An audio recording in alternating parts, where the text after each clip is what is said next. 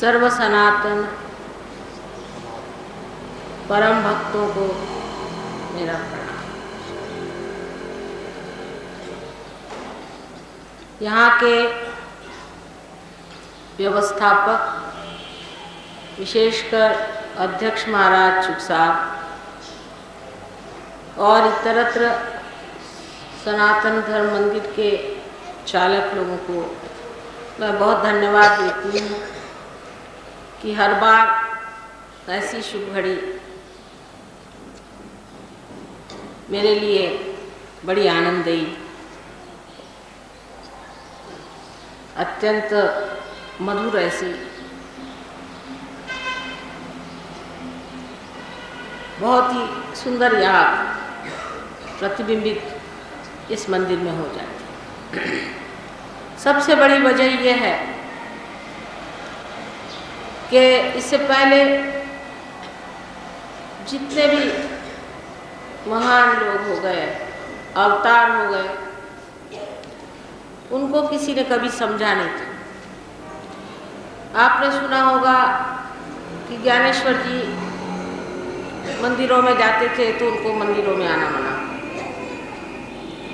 नामदेव जी को मंदिरों में जाना मना था, जनाबाई को मंदिरों में जाना मना था। इसी प्रकार जहाँ जहाँ बड़े संत लोग हुए, मंदिर के दरवाजे उनके लिए हमेशा पता नहीं क्यों बंद रहते थे। लेकिन आज की इस आधुनिक स्थिति में ये बड़ी विशेष बात मुझे लगती है कि हमारे मंदिरों के जो संस्थापक तथा चालक है वो सत्य को पहचानते हैं और वो सत्य को समझते हैं। ये आपका परम भाग्य,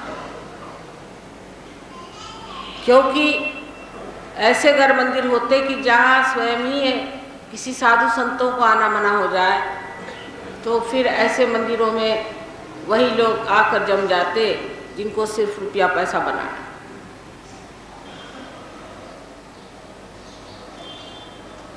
इसलिए जहाँ मनुष्य की बुद्धि इतनी खुल जाए कि वो सत्य को पहचाने, वहाँ हमारे जैसे लोगों को कितना आनंद होता होगा ये आप समझ नहीं सकते। अनादिकाल से यह जो सनातन धर्म है इसको बहुत लोगों ने विकृत भी करने की कोशिश की, लेकिन आज सिद्ध होता है जब मैं इस मंदिर में आती हूँ कि सनातन अभी तक सनातन बना हुआ है। जो कुछ बेकार था सो झड़ गया, जो गलतियाँ थी सो खत्म हो गई और ये दशा पे आ गया कि फिर से उसने पहचानना शुरू कर। सबसे ज़्यादा सनातन धर्म वालों ने पहचाना है। और अगर आप हमें कहीं कहें कि जाकर हम भाषण दें तो बहुत मुश्किल हो जाए, लोग पहचानेंगे।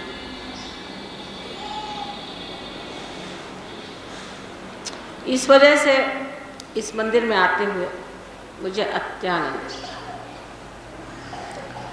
थोड़ी देर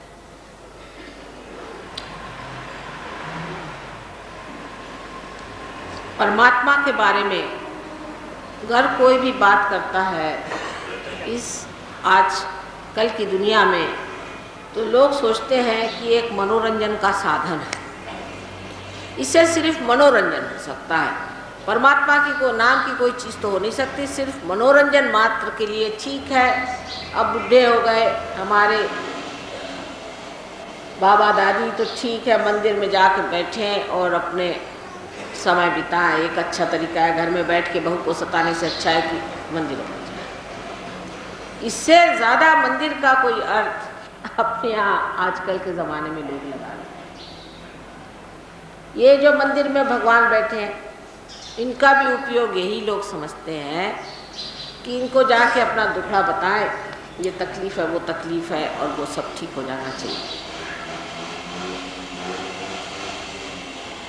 लेकिन ये मंदिर क्या है, इसके अंदर बैठे हुए भगवान क्या हैं, उनका हमारा क्या संबंध है और उनसे कैसे जोड़ना चाहिए संबंध, आदि चीज़ों के बारे में अभी भी बहुत बातें गुप्त हैं। और ये बातें अनादिकाल से होती आई हैं। आपको मालूम है कि इंद्र को तक आत्म साक्षात्कार देना पड़ा, जो अनादि करते करते ये बातें जब 6ठी सदी में सबसे बड़े हिंदू धर्म के प्रवर्तक आदि शंकराचार्य संसार में आए, तब उन्होंने खुली तौर से बातचीत शुरू कर दी। नहीं तो अपने यहाँ एक भक्ति मार्ग था और एक वेदों का तरीका था, जिससे कि गायत्री मंत्रादि कर। जब जब कभी भक्ति में लोग बिल्कुल बेकार चले जाते थे तो उनको खींचने के लिए ऐसे लोग आते थे कि जो कहते थे छोड़िए भक्ति और अपना चित्त हटा करके और निराकार थे, क्योंकि साकार में बिल्कुल बह चले जाते। और जब निराकार में बहुत बहकते थे तो उनसे कहने आते थे कि बाबा निराकार से कुछ फायदा नहीं होता, चलो साकार। लेकिन वो इधर से उधर जैसे कोई पेंडुलम चलता है ऐसे इंसान चलता रहा, और इसीलिए इन दोनों चीज़ों से आदमी ये समझ गया कि इसमें भक्ति भी है और निराकार भी, ओंकार भी है और कृष्ण भी है। उसके बगैर हिसाब किताब बन नहीं सकता। सहयोग में आप दोनों के दर्शन पाते हैं, ब्रह्म के भी दर्शन पाते हैं और इन सब देवताओं के भी दर्शन पाते हैं। ब्रह्म की शक्ति जो है यह परमात्मा की प्रेम की शक्ति है, जो चारों तरफ विचरण करती है। और जितने भी जीवित कार्य संसार के हैं, जैसे एक फूल से फल बनाना आदि, जितने भी जीवित कार्य हैं वो करती है। हमारे अंदर भी वो कार्य करती है, जिसे हम पैरासिम्पैथेटिक नर्वस सिस्टम कहते हैं, उसमें वो विचरण करके और कार्य करती है। ये तो ब्रह्म की शक्ति है। और इस शक्ति को जानने के लिए हमारे अंदर जो यंत्रणा परमात्मा ने की है, जो व्यवस्था परमात्मा ने की है, वो बहुत कमाल है। और इस यंत्रणा को करने के लिए उन्होंने हमारे उत्क्रांति में हमारे शरीर ही के अंदर अलग अलग देवताएं बिठाई। इन बच्चों का अलग अलग देवता बिठाए। सबसे पहले तो श्री गणेश बना। श्री गणेश पवित्रता, सारे संसार को पहले पवित्रता से भर दिया। निराकार में कहें तो वो पवित्रता से भर दिया, और साकार में कहें तो श्री गणेश बना। बातें जैसे ये अब आप देख रहे हैं जो जल रही है, इसका प्रकाश चारों तरफ है, लेकिन इसकी ज्योत भी है और प्रकाश भी। इसी प्रकार जो सबसे पहले चीज बनाई वो श्री गणेश बनाए, जिनका प्रकाश जो चारों तरफ फैला हुआ है, जो ब्रह्म शक्ति। अब किसी ने अगर गणेश जी को पकड़ लिया तो भी गलत होगा, और किसी ने अगर प्रकाश को पकड़ लिया वो भी गलत हो गया। क्योंकि जैसे मैंने पहले मर्तबा बताया था कि पहले तो उन्होंने बात की कि कौन से फूल हैं, और फूल के अंदर शहद है, तो लोग फूलों से चिपक गए कि फूलों को खोजो, बकना शुरू हो गया सब, मतलब जबानी जमा खर्चे, शब्द जालम, बस बातें करना शुरू कर दी।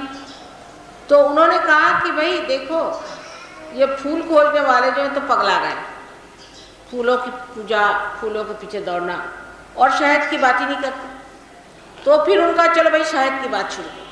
सब जितने बड़े बड़े हो गए हैं वो हमारी भलाई के लिए ही, एक में से निकाल के दूसरे में से निकाल के इसमें, ऐसा करके किसी तरह से अकल डालते। कभी निराकार की बात करो, अलख निरंजन की बात करो, अलख जो दिखाई देती, वो उन्होंने बातचीत शुरू कर दी, पर वो भी बातचीत हो गई। शहद की भी बात करो और मधु की भी बात करो तो भी मधु पाइएगा कैसे? तो क्या होना चाहिए? आपको मधुकर होना चाहिए। आपको स्वयं बदलना पड़ेगा। आप में आत्म साक्षात्कार होना चाहिए। ये सब धर्मों में कहा गया है, क्योंकि अदल बदल करने से थोड़ा दिमाग आदमी का ठनकता है, सोचता है कि चलो ये गलत चीज़ थी, दूसरी चीज़ पकड़। लेकिन सबने एक बात कही, चाहे कितना भी अदलो बदलो, लेकिन चीज़ है आपका आत्म साक्षात्कार होना चाहिए। किसने नहीं कहा? ईसा मसीह ने कहा कि तुम्हारा फिर से जन्म होना चाहिए। हिंदू धर्म में तो बिल्कुल ही मानी हुई चीज़ है कि द्विही जाए तीसरा दिजा, जो जिसका दूसरा जन्म होता वही ब्राह्मण होता, वही ब्रह्म को जानता है, साफ साफ कहा हुआ। उसके तौर तरीके गलत लगाने से नहीं, पर सही बात में तो यही कहा। नानक साहब ने कहा कि अपने में खोजो, आपे को पहचाने बगैर आप परमात्मा को नहीं जान सकते, आत्मा को पाओ। उन्होंने यही कहा। अब सबने यही रट लगा के रखी है कि भाई आत्मा को पाओ, फिर से जन्म करो। ईसा मसीह ने कहा वही बात, मोहम्मद साहब ने कहा है कि आपको पीर होना पड़ेगा।